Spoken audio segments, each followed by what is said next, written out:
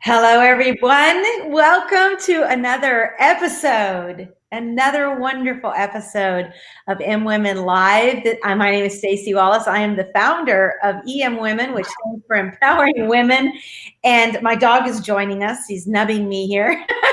And we're excited tonight because we're going to be talking, again, real, raw, relevant stories of women that have gone through some of the craziest stories.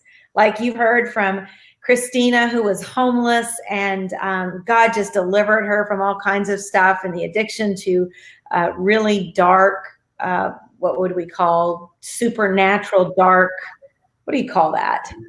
Paranormal activity. We've talked to, of course, Lily from coming from, the incredible background of coming to this country. We talked to Sabrina. You heard about her being tied to the railroad tracks and her best friend being murdered right there in front of her, and then her being beaten to a coma.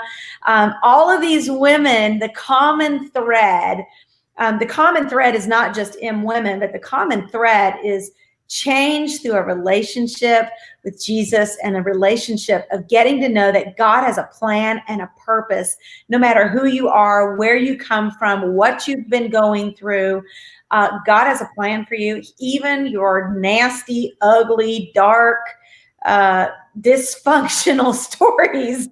The more we get real as women, whether you're in business like me and running corporations, or whether you are a stay-at-home mom, whether you are a former businesswoman like this lady right here, they were running epic all around the world, really, programs, and or whether you're right now trying to figure out what you're going to do. Every one of us have a little bit of crazy in our story. And it's amazing how God has a way of working it out, turning it around, using it for his good. And now more than ever, we're in a time and a place where we need to just say yes. Okay, God, if you can use anything, use me, and let him use our story so he can give us relevance in the marketplace, give us power in our homes, give us the ability to be fueled by fire. So welcome everybody that's going to be joining in, and I see you guys popping on now. I encourage you, as you pop on, just tell us where you're coming in from. And if you've got questions, that chat box is your opportunity for you to be able to ask questions. Now, tonight, I'm excited because I got with me powerful businesswoman, powerful and obviously gorgeous Mitzi Rick. And she is just one of the most tender-hearted, generous givers you will ever meet. Just such a servant's heart. But she comes with a story. And her story, I believe tonight, this is not just about her telling her story. This is about her connecting with you and being able to see yourself through her story. Mitzi's going to have an opportunity tonight to ask me anything she wants, to share anything she wants. This is an opportunity for these ladies who've gone through our E4 program, Embrace, Educate, Equip, Empower, and then to come back and they get to do the interviewing. They get to take the platform, and I'm here to just answer any questions that they've got and be here for be a cheerleader for them in the process. So welcome everybody. Welcome, Mitzi. We're so glad that you're here. Now, where are you calling in from? I am calling in from the mountains of West Virginia. I'm sitting in my office. So I've got a mountain over there and one over there. I can almost go out my front door and spit on them. Yes, you could. And you just might do that in West Virginia. West Virginia, Mountain Mama, take me home. Take me home. Yeah. I know the song in Ireland, by the way. I was in Ireland once, and we were on a bus, and they started singing Country Roads, and I was like, I didn't even know the words to it. So anyway. Well, that had to make you feel right at home. Yeah, I did. Yeah, that's awesome. Well, Mitzi, you and I have known each other for many years, and why don't you tell everybody how we met, and just tell them a little bit about your story, and so that they can kind of get into your beautiful, wonderful world. Oh, yeah. Okay. Well, I met Staci about 10 years ago. We were doing a big event, and she was, I guess, the MC, singer, entertainer, for that event, and I got to meet her briefly backstage a couple of times. And this was 10 years ago, mind you.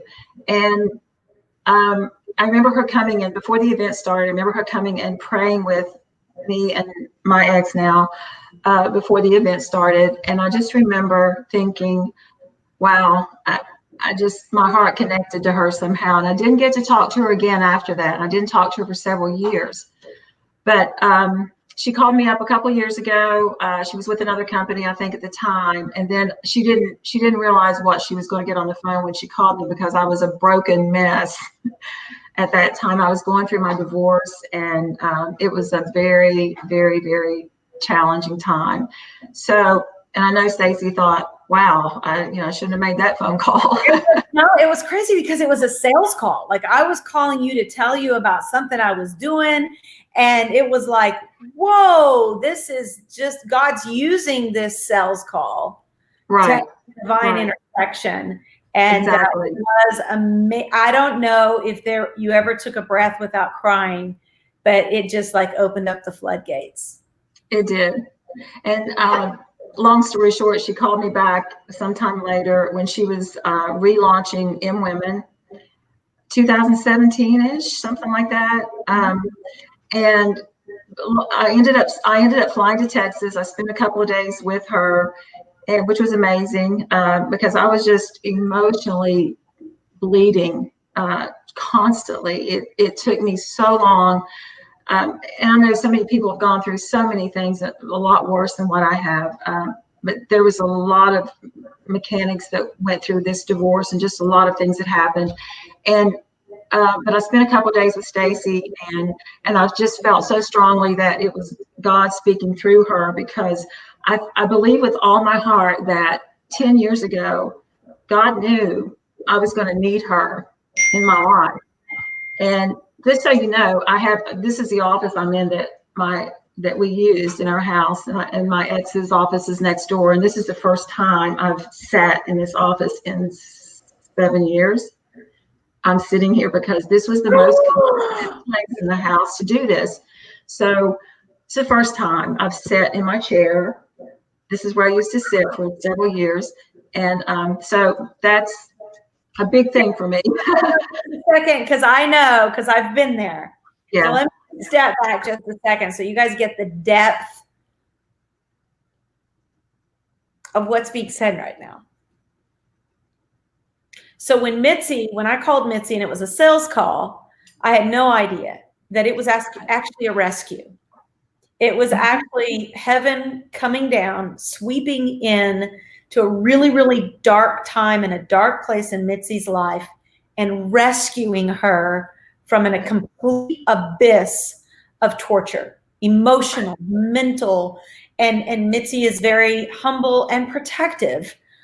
She's very honorable. But I was going to tell you guys, there was some crazy, crazy things going on in Mitzi's life. And that season of rescue, Mitzi, while she was in this place where she couldn't even walk in her house without crying, she couldn't go into certain rooms of the house, she felt like she was suffocating because of the things and the trauma that had taken place to her in her life. I remember because when she came here and actually hired me as a personal coach. And she said, I need help.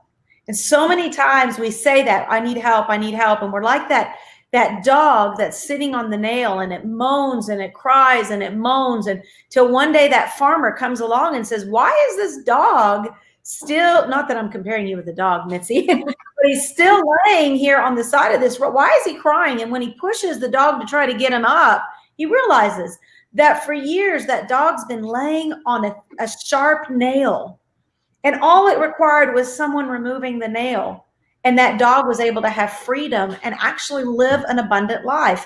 And that's what we do at EMwomen, is we are there. And Mitzi took it at a little different approach, because EMwomen was just coming back, and I was a life coach and I was coaching. So she came in and said, I need your help. And I had these different coaching packages, and she went on to my staciwallace.com site, and she said, no, I need to spend like time with you. Like, I need to come there. This isn't just a little thing that we can just handle over the phone. Like, I need to come there. And Mitzi, that, first off, the investment in yourself, and secondly, the fact that you got off the nail, you got out of your house, you went to another location that was unfamiliar. It allowed you to have a mental reset. It didn't happen that one time, but that was a huge trigger. I remember there were a couple of really monumental things that took place that week. Not only did I get to see that you don't pack light, girl. I've gotten better. But number two, and she's got a great wardrobe, like really, really great wardrobe. But she also, we went through some prayer and deliverance and really big breakthroughs. She was able to actually tell her story without hyperventilating. We got to a place where there was communication, but then there was also a time when she came and I realized, you know what, we've gotten the breakthrough we need for this trip. Now what we need to do is we need to begin to anchor this new Mitzi with a new perspective. In other words, we need to reframe the abuse. We need to reframe the drama. We need to reframe all of the horrible activities that honestly, I don't know if you can do a rated X movie on Mitzi's life. I mean, it would be, I don't know, crazy mixed with Jason Bourne mixed. There's so many things that it would be mixed with to put the movie of Mitzi together. But what we did is I just felt a sweet little impression in my heart.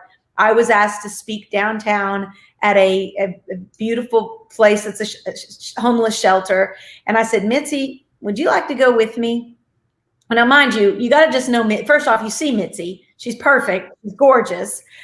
Mitzi dresses gorgeous and perfect. And sometimes when you go to a homeless shelter, you just need to, scale it down just a little bit. So Mitzi scaled down. Like, this is Mitzi's, like, I just got up. Look, this is, and so we go in, and I have to tell you, as beautiful as this woman is on the outside, and I watched these men go through the line because we served the food to them, and she had the cute little thing on her head. What is it? The net, but she had her little hair pulled out, so she still looked really fashionable.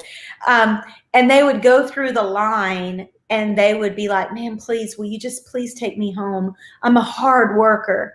And I watched that night when we left. It was really, really late when we left the homeless shelter. We got out to the car. I will never, ever, ever forget Mitzi looking at me and going, and it was very emotional, as you can imagine. She said, I've never, ever done that before. I've never experienced anything like that before. And sometimes in order to reframe your trauma, you've got to get out of your trauma and get into someone else's and see where they live and see their hurt. Mitzi, do you remember that night? Oh, yeah. Yeah, I remember it so well. It was just such an eye-opening experience. Even though those kinds of things happen, I just had not because I didn't want to, the opportunity just hadn't arisen, it hadn't just come about. So I remember that so clearly. And it was just so touching seeing these people I was so fortunate, I've been so blessed, and I realized that. But yes, I remember that night well. It was a great experience. I remember the next day us talking about it, because you did say, I feel so fortunate. I feel so blessed. And yet it doesn't take away the sting of what's happened to you. It doesn't take away the hurt of what someone else did. And so there was a healing process. We're getting ready to start our program, Suddenly Free. It's going to be online. We've got the book now. And there is a sudden freedom that you can experience. But even sudden freedom, you got to imagine the woman with 18 years of being bent over in her back when Jesus walked into the temple, and she was instantly healed. She was instantly freed. But now she needs to learn to live a life of freedom. The woman with the issue of blood in scripture, she had 12 years. Imagine being confined with COVID for 12 years. Because basically back then, that's what it was. You couldn't go in public. You couldn't get near people. You were like in lockdown. If you did go out, it wasn't just that you wore a mask. It was that you were like a leper. You had to walk through the streets saying, don't come near me. I'm unclean. I'm unclean. So the shame and the horror of that. But imagine for 12 years, we're not talking 12 months. We're talking 12 years she had that. So when she was suddenly free, it wasn't just that she was physically well. It was that she had to have wholeness. And then she had to learn how to live in freedom, how to live without shame, how to live an abundant life, how to be a confident woman and not a shameful woman. And so Mitzi, watching that day and then the story forward and watching how God has healed you, taken you through massive forgiveness, allowed you to become a woman that now is speaking into the lives of other women. You've been on so many of our EMwomen classes and you've been a leader. Women look up to you. It is such a shift from those days back in 2017, 18, whenever that was, that today you're free. You're free, and you're still learning, like we all do, how to continue that. Because, man, isn't it like the enemy to try to come bring something or someone back and trigger those memories? We talked about that last week. How do you forget? Well, you don't forget. You learn to overcome the feeling or the arrow or the wound of the pain. Right. So tell us, I know tonight, and I'm turning it over. I just wanted them to know a little bit about your story. You can take them more into the healing process and that, but I wanted them to know that this is a woman that's got a real story. It's no longer raw as it was then, but it is certainly relevant today for those of you who are watching. So Mitzi, I'm going to turn it over to you and let you lead this show. Oh, well, gee, thanks, Staci. One more thing before I do. Do what? I said one more thing before I do. The fact, and for me, what a really cool experience this is, because I know when I came out there to visit you, and we took your garage, for example, we just started getting rid of stuff that had memories and stuff you had been holding on to. And we emptied that entire garage. We cleaned it out. We washed it out. And I'm just saying, it was such a cool experience. But I remember walking through those very offices that you're in right now. And to think that you're using EMwomen this first time that you're coming out and telling your story, and you're using this as a moment to sit in that chair in dominion and say, it's a new season. I love it. Yeah, it doesn't seem like much, but this is a huge step for me because I have avoided this office since 2013. So it's been 7 years. But I remember at the peak of our success, I remember thinking so many times, God, is this all there is? I mean, I could go out and buy just about anything I wanted. And I was, we were traveling everywhere and these events and meeting people but I just wasn't connecting with what I felt like was somehow I had more potential or there was something else for me in life. And I never thought, well, I don't even know how to begin to try to obtain that. I think Les Brown said one time, the how is none of our business. Wow. And it's really not. But I remember, and one of the misconceptions about somebody like me that when you've gone through this success and had a lot of stuff and been a lot of places, and is that there's nothing that can hurt somebody like that.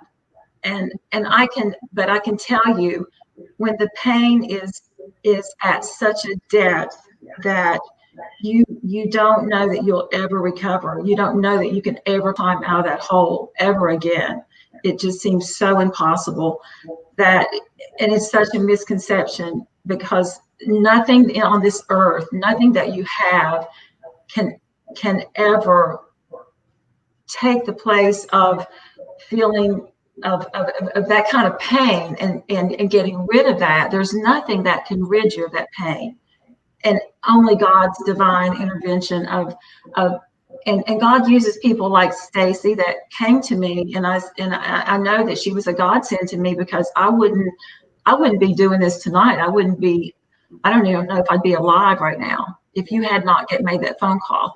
And mind you, I've got, I had a girlfriend down the street, and we spent a lot of time on the phone crying and screaming and she's gone through some hard times, and you need somebody like that just to scream and cry with. But then I had to find a way to, I can't stay like this. I can't be like this the rest of my life. I had family, and I've got kids and grandkids. And the thing that the regret that I have is that I spent the first 4 or 5 years, and I feel like I didn't give my family what they deserved and what they needed from me, because I was so broken. I couldn't give anybody anything. Well, let's dissect down just a little bit so that these women can relate to what you're saying, Mitzi, because when you say pain, let's put a few words around that. Abandonment, rejection, betrayal. Yeah. Right? Maybe give me a few of the words that used to be that you used to wear them like fabric. They were attached to you. What would some of those be that maybe somebody who's watching tonight, they look at you and they're like, she could never understand. She could never understand what I'm going through. Just give a few words that. And those words you said, that all of that, it was just I never thought there was pain to that depth. Emotional pain. I know there's physical pain that's horrific, but the emotional pain, I never knew that existed. And so the empathy that it's given me to look at people in whatever situation they're in, churchy people, sometimes they get it wrong, when they should just be loving that person, and instead of judging that person of, you shouldn't be doing this or you shouldn't be doing that. And I just look at the people and I just say, oh my God, she's hurting, she's hurting. And I just need to do something to show some love and show them some support. And I fail every day. I fail every day with my family, or something I say and something I go back and I think, I'm sorry I said that. The frustration of doing things alone sometimes, and it gets so it gets so tiring, and but through it all, I always, in the back of my mind, from my upbringing and from my spiritual mama and my daddy, and there's always that gnawing that you can't give up, Mitzi. You can mess up. We mess up, but we can't give up. And because when we give up, it leads to more mess ups, So we have to mess up and get up, like you always say, get up, Get up. But boy, and sometimes it takes years. It's a process. So if you're out there and something's happened to you 3 years ago, and maybe it's not as prevalent in your life, but it's still there's things that come about that bring back those memories or those things that hurt you, and so it really gives you a lot of empathy in those painful situations that we go through, because it was, just the betrayal and just the massive hurt, because it just disbelief that, I know, what did I do? Hurting that much, Mitzi, to where literally, not just hypothetically, but literally, to be in a place where you feel like you're suffocating, like you can't breathe, like you can't. The anxiety of not being able to find the next breath. You feel it going through your veins. You feel it in your heart.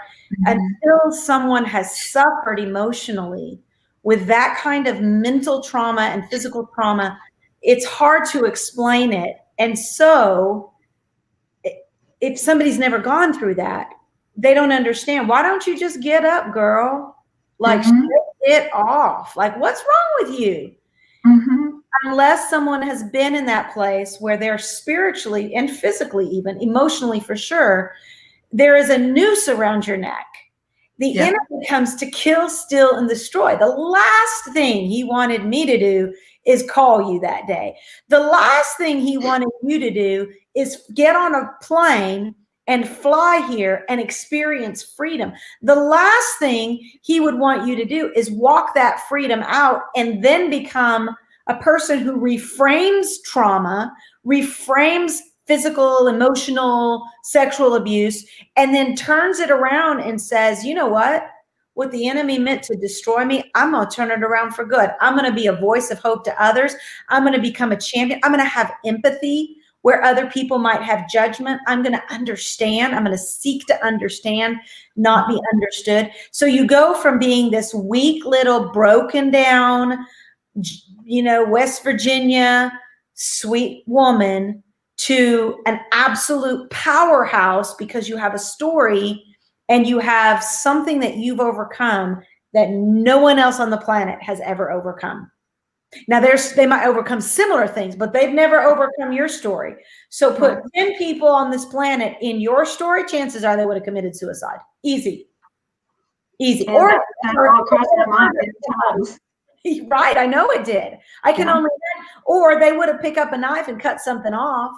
Or they would, so you think about it, you think, oh, well, my story, other people have gone through this. Yeah, but most 99.9% people in your story, and I'm talking to somebody right now, they would have made the wrong decision.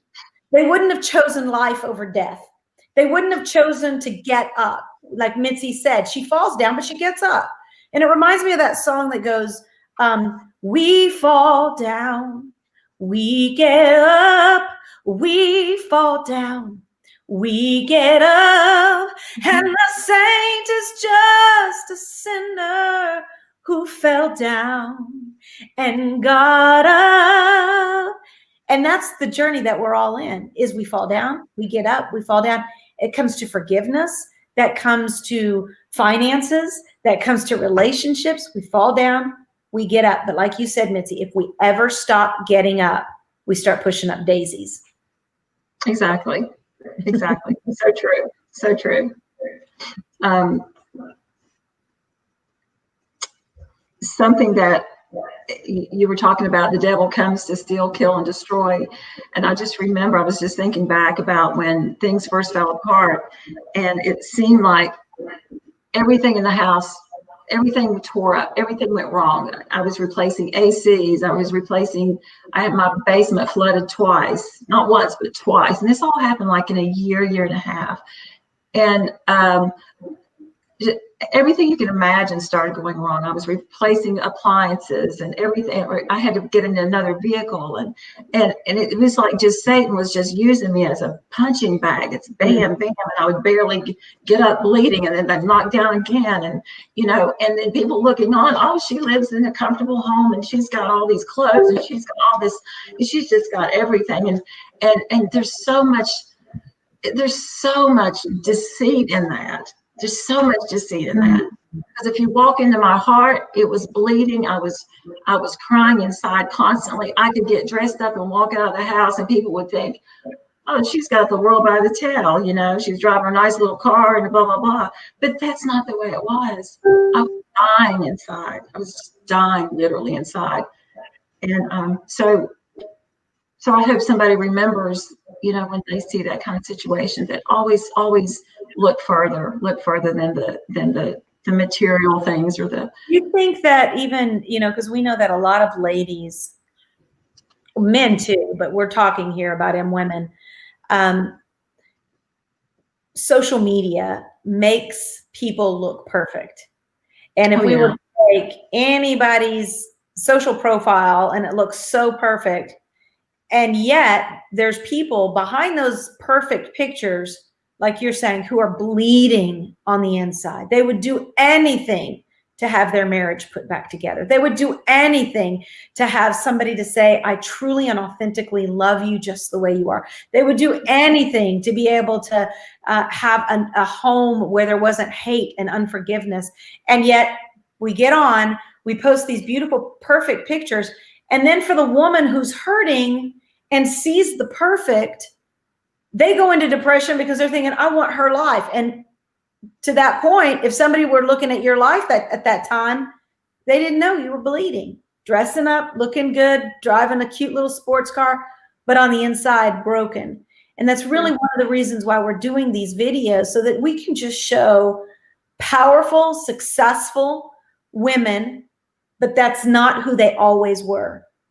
When we look at these women, we go, wow, they seem to have it all together. Well, let's just take a step back and let's talk about their story and let's see what they came through in order to get to where they're now interviewing on EMwomen, or they're now doing successful, or they're doing joy, or they're doing love on a different level.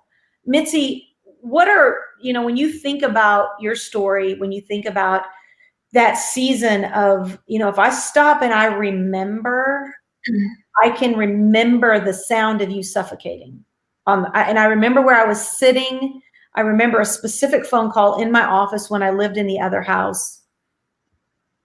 And I remember you talking about how hard it was for you to walk in your door of your house. Yeah. And that it was almost like PTSD. Yeah. Hit you going into the house. There's some women right now who have endured the same suffering, and they haven't learned how to forgive. They haven't learned how to move forward. And I know this is your interview, so I'm supposed to let you ask the questions, but I really do want you to talk about that, because I think there's going to be women that eventually see this video that are going to go, that's me. Well, it took me quite some time, and I still to this day, once in a while, we all have our weak moments. Once in a while, when I go away, when I go out of the house and I come back, or I'm on my way back, I get this sick feeling, that fist in the gut kind of feeling, and just, that heartache kind of feeling. And it's not because you're wanting that situation back in your life.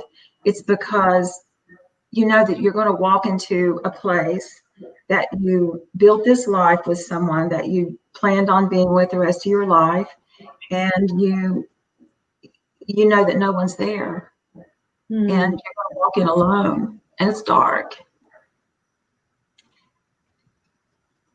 It's one of the hardest things. It sounds so crazy, but it's so true, and it still hits me. It still hits me from time to time. But I have to. I've gotten to where I say a prayer before I get home, and I feel 99.9% of the time I'm fine. Yeah. But it still hurts. And the thing of forgiveness is, as a child, I was one of the fortunate ones who was raised with loving parents and was taught forgiveness from, it was woven into my character. And I still remember my sweet mother saying, no matter who it was or what they had done, and when we were children growing up, she would always say, honey, they have a soul to lose. I'm like, Mom, come on, with me, because it's so true. I don't care what somebody does, they have a soul to lose. And it's hard for us to get through the hate and the unforgiveness. And so when it reaches, the pain reaches into the depths of your soul, that forgiveness kind of goes out the window, just kind of goes right through the window. And it doesn't go very far. We can kind of reach out there because it's woven into us. So when we throw it out the window, it's not very far. It's so close. And all we have to do is, we know we have to go pick that up. We know we have to pick that forgiveness up, because it's the only way that we're going to have peace, because God tells us, if you can't forgive someone, I cannot forgive you. Wow. Of anything you've done. And I've been through so much crap and so much, to put it nicely, I'm not perfect, and still not, never will be.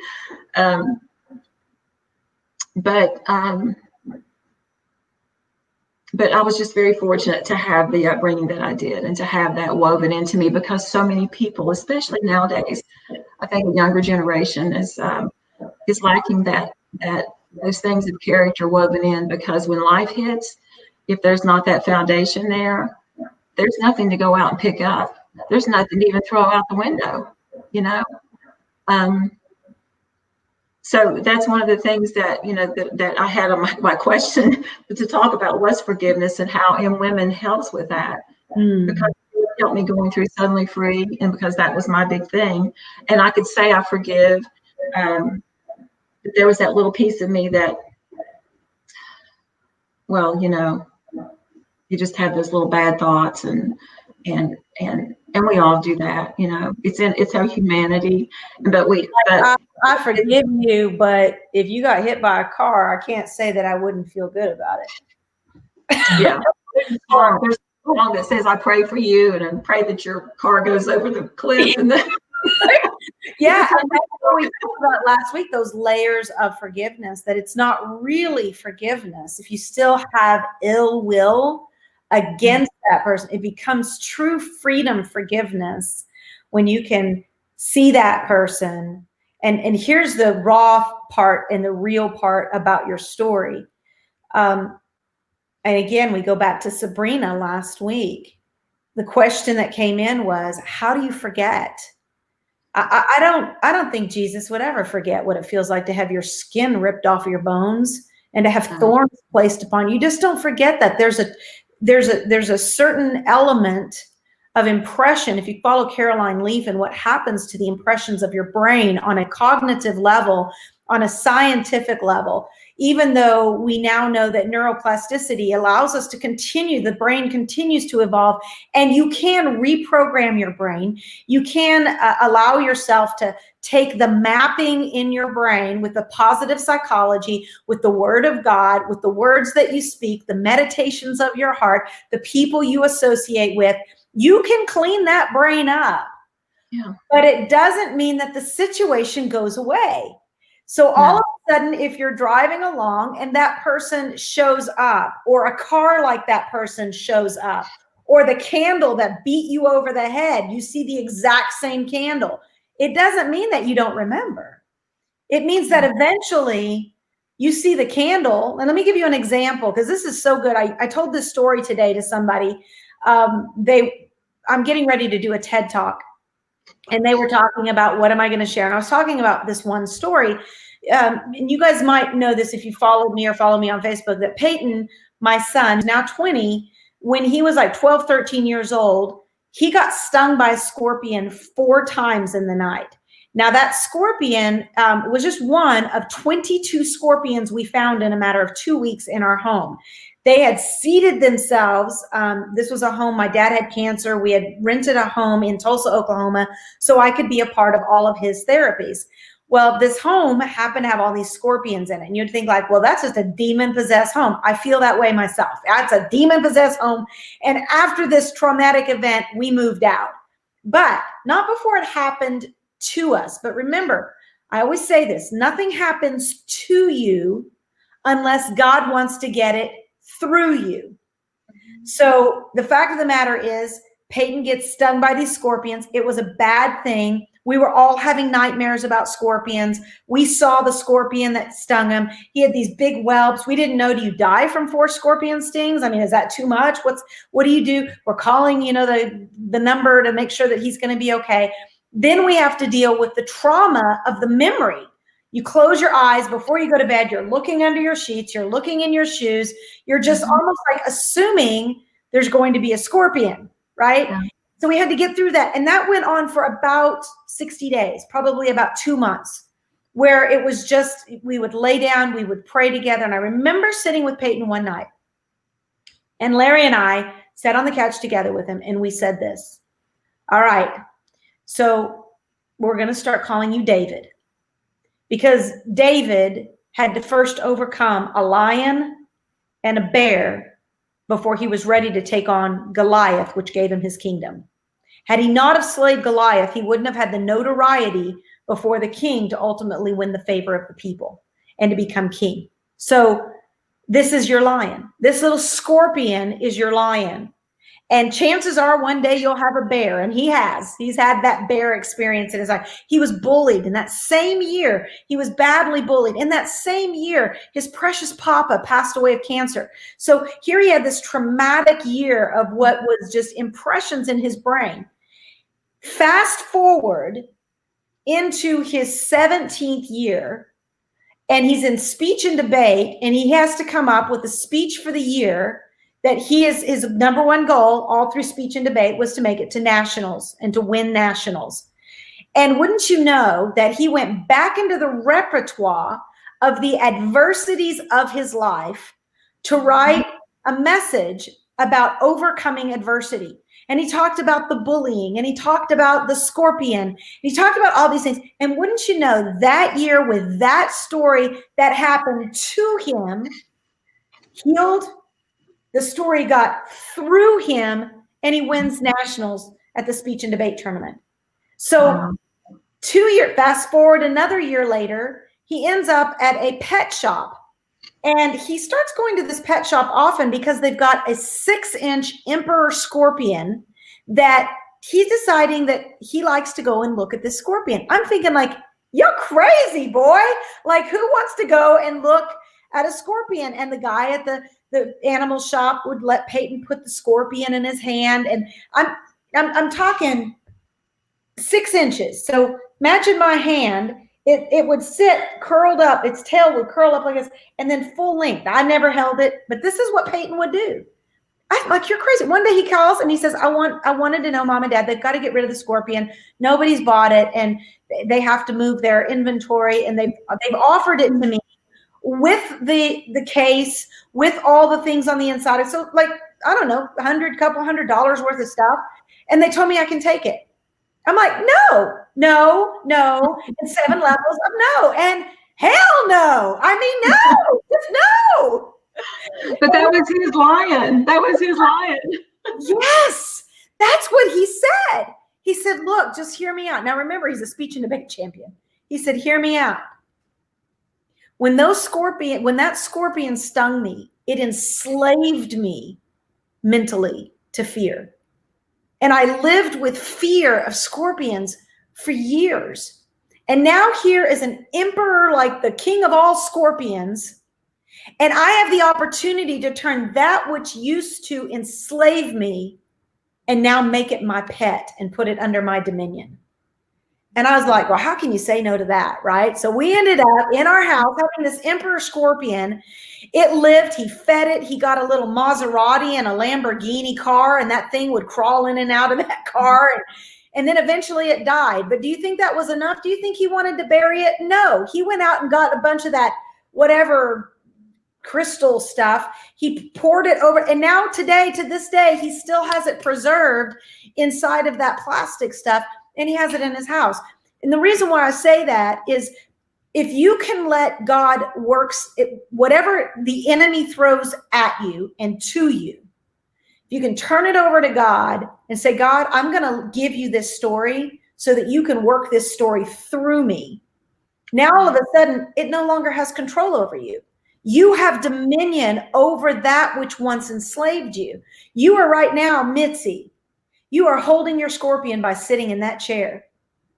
What once used to cause you to hyperventilate, you are now taking your throne upon, and you're taking dominion in your life, saying, I will not be defeated. I will not be stopped. You will not enslave me to fear, but I'm going to sit in a place of dominion and power. And I love that. And so, no, you may not forget. You think Peyton's going to go and just let a little scorpion crawl up his shirt? No. But I can assure you that he's no longer going to run away from scorpions. Right. He's not going to be afraid. And that's the same thing when a woman overcomes the trauma of her past and gives it to God. He has the ability to turn whatever the enemy meant to destroy you around for good. Right. You're so right. You're so right. And sometimes it takes a while, a lot of ups and downs, and lots of experiences. But when you look back, like you say, you look back at those experiences, and everything that's maybe looked at as a negative, there's a purpose in that. Mm-hmm. When you go back and look at every single thing that's happened, there's a purpose in that. Mm-hmm. You know, I look at everything that went wrong in this house. It's a material, it's a tangible thing, but he was not only tearing me down inside, everything around me was being torn down, you know, to rebuild it in a new fashion. And it gives you so much more perseverance, and you realize, wow, I lived through that. I'm awake. I'm here. I lived through that. And but it's only through his grace and his mercy, you know, through all my mistakes and all of my shortcomings. And you know, he tells us to trust in him, and not to lean on our own understanding, and to, in all your ways, and submit to him. And that, you know, that's the hardest thing, is the submission. That's the key word, you know, submit, and he will take care of you, you know. But that's our humanity. And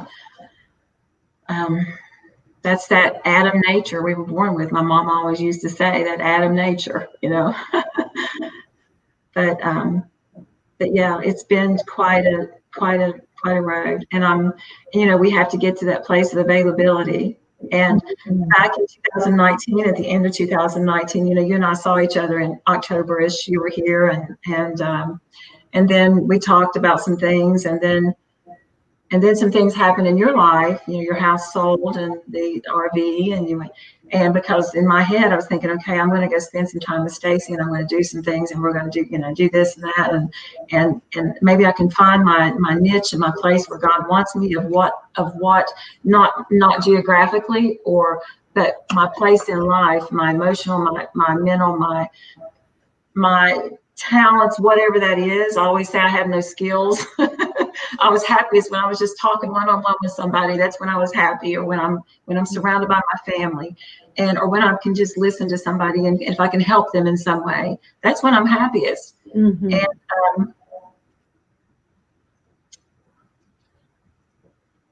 but anyway, I just know that there's a purpose for everything that happens to us. And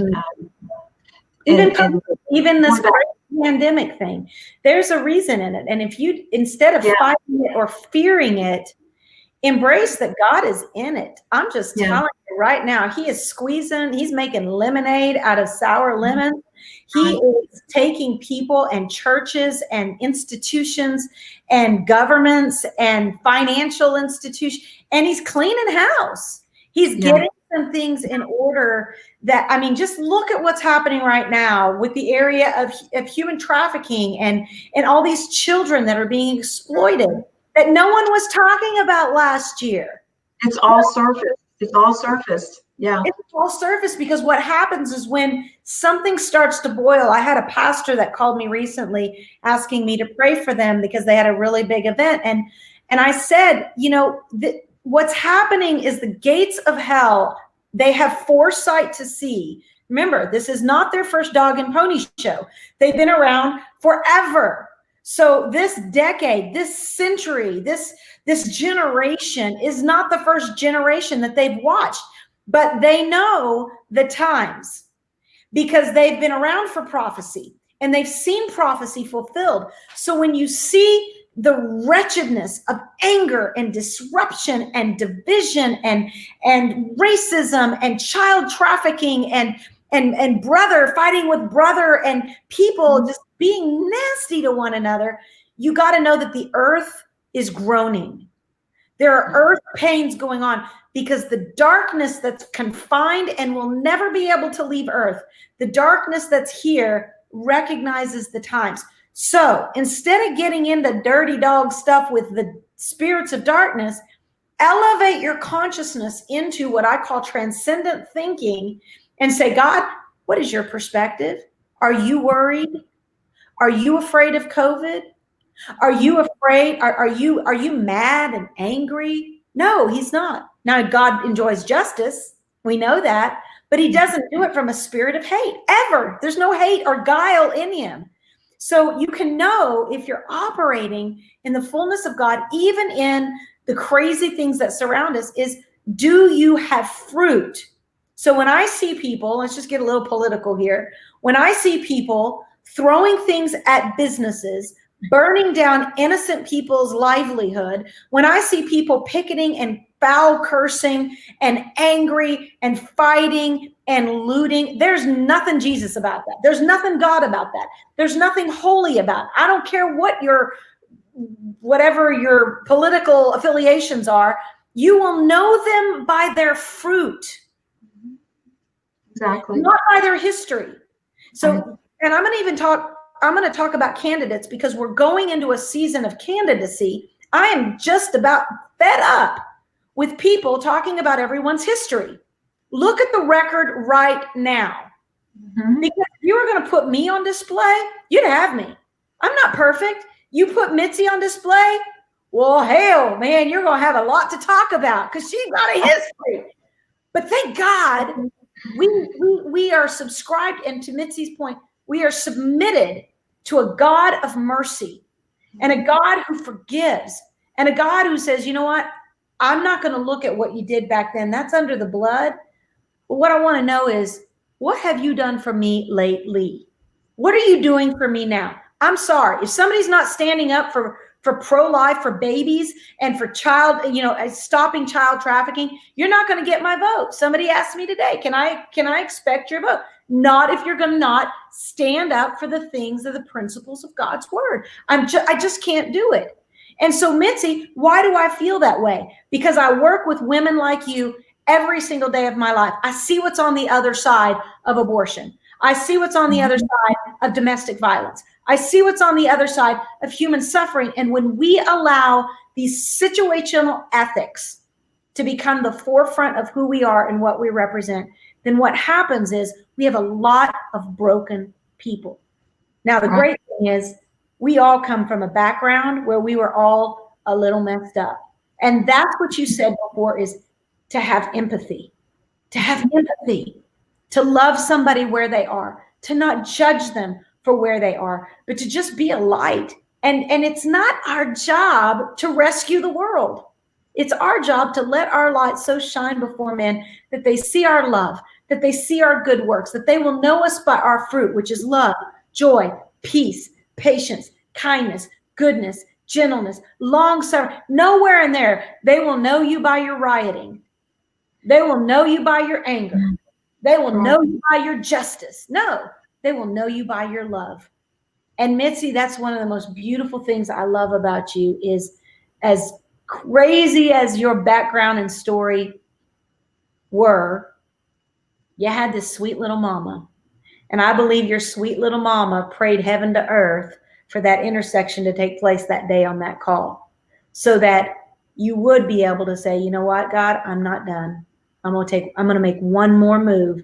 And you made that move towards God. And look at how he is. I mean, look where you're sitting right now. You're sitting on your thing. Girl, here's what you need to do. You need to get like a stogie, and you need to just someday just go down there butt naked and just go, I own this chair. Maybe don't do that. No pictures allowed. But just to own the presence of this place, this room, no longer controls me. And that it feels good. And it feels so good. It does. And you look so good. You look so good in your future. Thank you. I hope so. I hope I feel good.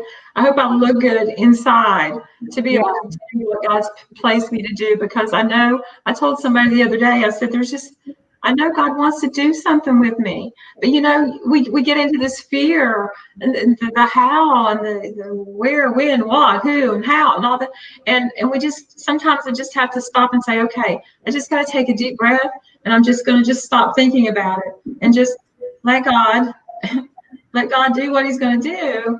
And it just brings so much more peace than trying to, we're stubborn people. And my daddy used to say I was stubborn. I call it passionate, That's right. Reframe that word, right? Exactly. I'm just passionate, Daddy. I'm not stubborn.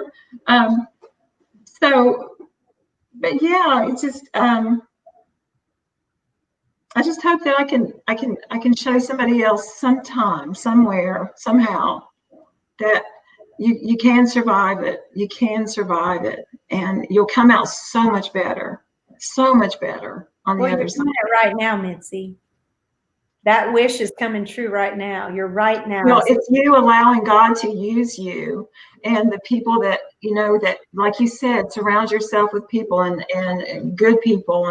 And I always make a joke. I have two amazing brothers who are both ministers. And that's a whole other story that I'm going to put in my book someday. It's a beautiful story. But I have two brothers, and I call them my bookends, because I know when God made me, they said, girl, you know, she's going to need some bookends. So get me amazing brothers to hold me up, to help me. And then you people like you. And it's just such an amazing thing to me that 10 years ago, Staci, 10 years ago, that we met. And it was a brief meeting, and you were there, and I was backstage running all over the place, you know, there's so much going on, and but I just felt that heart connection with you. When you called me like 8 years later, I thought, wow. But little did I know that it would be such a stepping stone for me with EMwomen and what you're doing. And I so appreciate what you're doing. And I hope that anytime any discouragement comes and you think, God, what am I doing? And just know, I hope you see my face because it's been a godsend. You've been so good for me. And it's you allowing God to use you to reach people like me. So thank you. Thank you for saying that, Mitzi. That is the fuel that keeps me going to continue just to be who God's called me to be. And you're right, there's times where it's just, you know, we're just women, we're just girls, we go through hormones, we have days that are so busy, and you wonder if it's really making a difference. And then I see a face, or I hear a testimony, or somebody sends me a little note in a private message, and it's like, it's worth it. It's worth it. And I'm going to do this till the day I die. I want to leave it all on the table so that people know that God is a faithful God, that he can turn our stories around, and he can clean up any piece of work, including myself. Mitzi, this has been so beautiful. I've been so honored. And I want us to celebrate. I'm going to be I'm leaving next week. So our next episodes of these will actually be around the country. So I'm going to be going on a little bit more fishing trips. I'm getting out of the Texas heat. I'm going to be going to up into Oklahoma, and then I'm going to be going to Memphis, and then I'm going to be going to Nashville. I've got some pastors that I'm meeting out there, and then I'm going to be spending about 2 weeks in Gatlinburg, Pigeon Forge. So I'm heading out there into the Smoky Mountains. That's 4 hours for me. I know. That's what I'm telling you. I'm thinking if I can get in my vehicular and drive it around the country, that maybe we could like hook up. Yes, and I've got some fishing places to take you, and some nice, So I can do that. Talk about that for sure, because my kids are going to fly back. They're going to come for the whole trip through Gatlinburg, and then they're going to fly back. And I don't know that Larry and I are going to be all too ruffled and trying to rush back to get back to Texas heat. I think we just might stay out there and keep meeting with people and loving on people. And every time we go out in that RV, we are able to minister to people that we've never met before. God just uses it when we say yes and we go. And it's just an amazing thing. But anyhow, I just want to let you know that I'm coming to your neck of woods, and we'll have to just see how we can make that all happen. I love you. I would love for you just to end us off and pray for the ladies that are watching, that are going through what you've gone through, and that are still searching for the answer. Would you pray for them before we go? Okay. Father, we want to thank you for this night. Thank you for this opportunity to share with these women. And we just pray that whoever's listening tonight, that something will be said, something that will touch their heart, something that will glorify you, and that they can see that there is a way out, and it's only through you. And we just pray that you keep these women safe. And we thank you so much for Staci and Larry, for all that they do and all that they're doing and have done and they will be doing. and we pray for safe travels when they hit the road.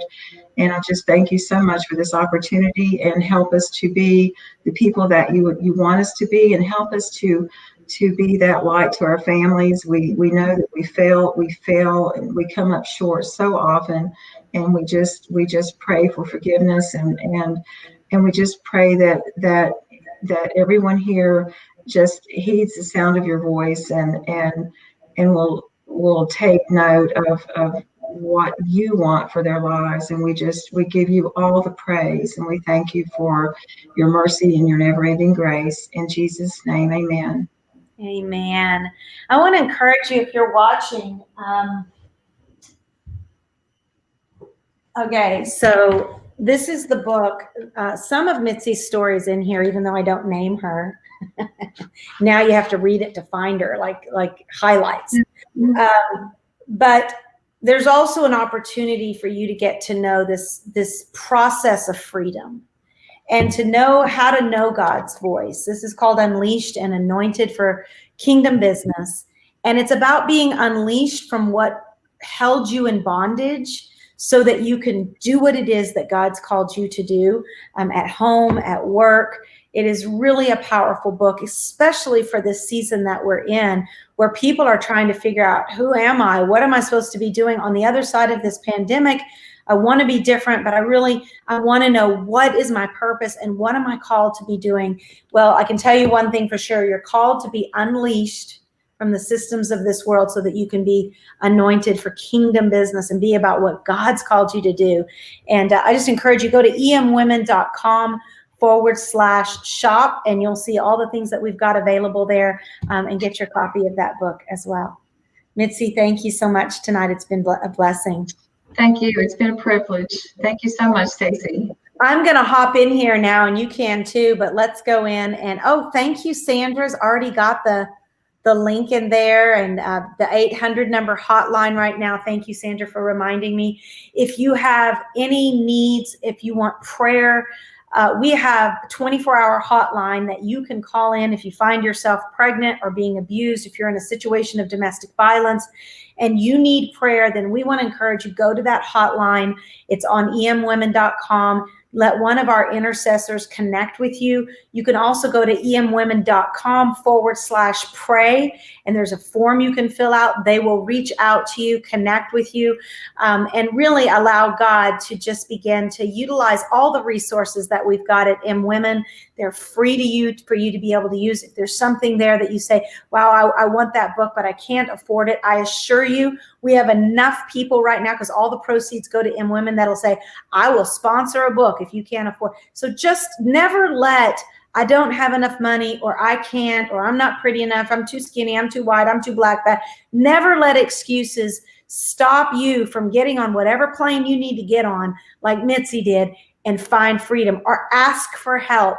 And you can certainly do that through EMwomen. I'm going to go through all these questions here, and we'll start answering in here. Thank you, Sandra and Christina and Christy and Mylyn and everyone who's been in there just pastoring our field there. I encourage you, when you watch these, do a watch party. So it not only do you watch it, but everyone that's on your social account watches it as well. Of course, you can go back even when this is over and still host a watch party. Make sure you go to our Facebook group and get involved in the Facebook group. We've got women praying for women all the time.